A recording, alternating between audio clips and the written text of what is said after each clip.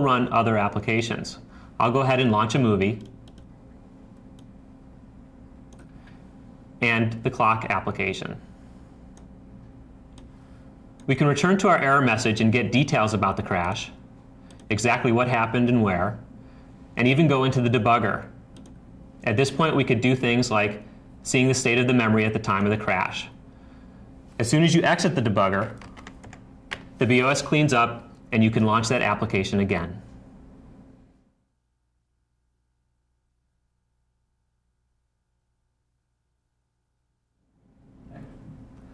All of the networking in the BeOS is based on the Internet Standard TCP/IP protocol. I'll bring up the Network Preferences panel for a moment. We'll take a little look. We have support for multiple IP addresses, multiple Ethernet cards. There's dial-in support through PPP. Our modem support is quite extensive. We also have a built-in FTP server for file transfers and a built-in Telnet server. You can actually log in remotely to the BeOS and launch applications from the command line. You can make any changes to the networking on the fly without having to restart the operating system itself. We have a built-in web server and web browser. Our web browser is mostly here because all of the documentation in the BeOS is written in HTML, and we thought it'd be nice if you could read it right from startup.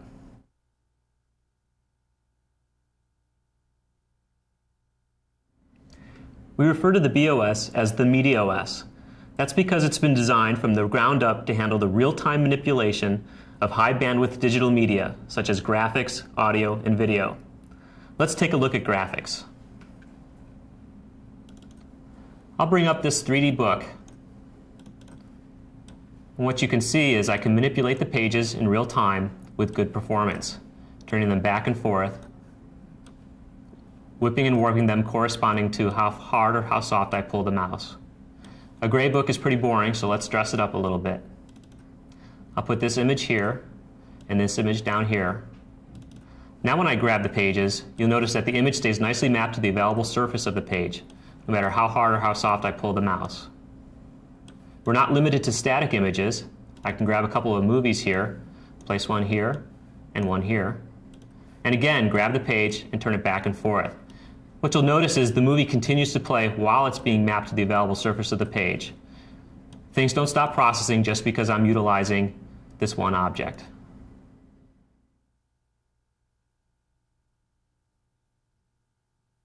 Real-time audio control is another area where the BeOS excels. This application is essentially a 3D graphical representation of a soundboard. I have 16 separate stereo CD quality audio tracks being read off of the hard drive all at the same time. I can manipulate any one of them individually.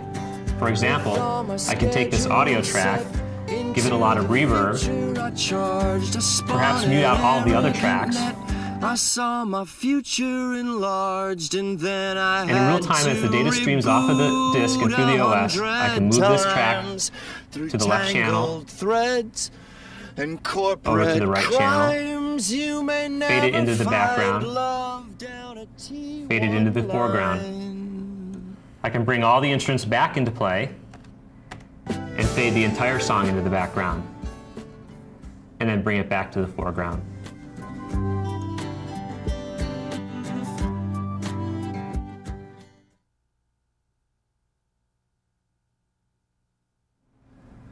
The BeOS also handles the viewing and real-time manipulation of video. You can simply watch TV on your PC. We preserve nice motion on the screen even as you move this video window around. You can resize the window, and in this case, we don't lose a single frame. I can even have windows fall in front of a video window, and we do intelligent clipping.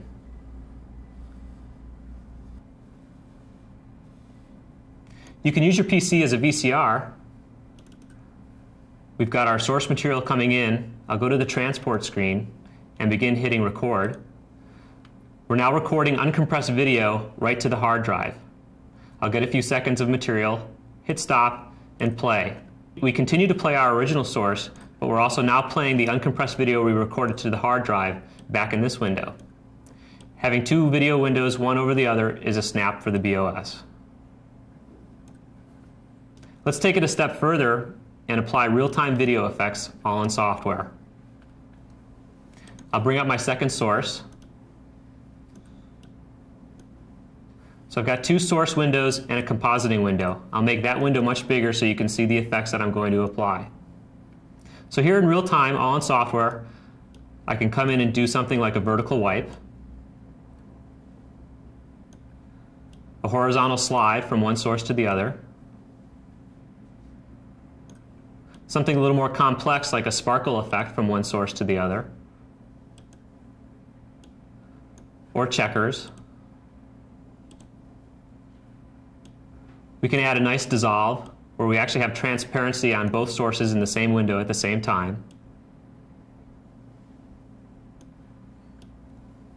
And even do a page flip. And the thing to notice here is, as I do that page flip, when the very end of the page starts to curl, we actually reverse the image and play it on the back side of the page flip.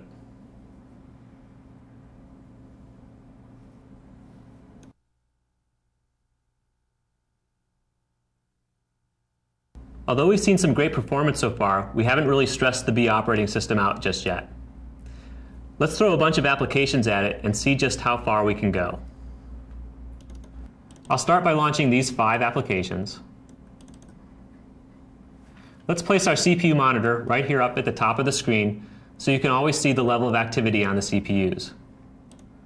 Fonts inside of the BeOS are all scalable in real time, up and down. In fact, I can do this as I cycle through the installed fonts. I can apply any level of shearing back and forth, and even rotate in 360 degrees. Let's make that a little smaller and move it out of the way.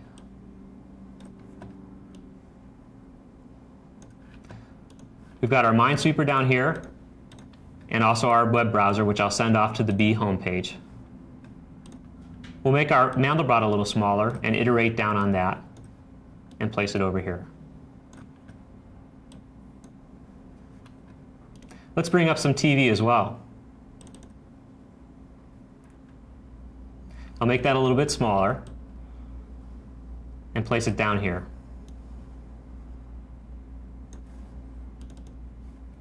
We'll bring up a couple movies as well. I'll place this one here in the corner and this one just above it. Let's also bring up a game.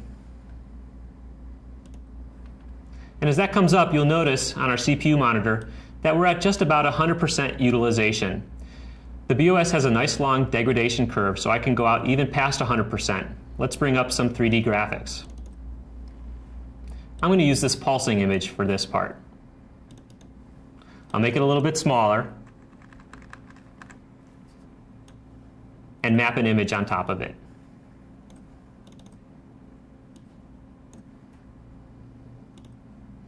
So even though we're out past 100%, I'll turn off one of the processors, effectively halving the performance of this machine.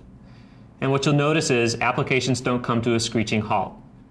Our video source continues to play at full 30 frames a second. Our movies are continuing to play smoothly. You'll notice that the pulse animation is starting to get a little bit staggered, but that's because we do intelligent prioritization of threads. As soon as I turn this processor back on, you'll notice that the pulse animation speeds up again. I'll turn the processor back off and back on again. The most important thing to note here is that even though we're having the performance of the machine, we still have a stable operating system.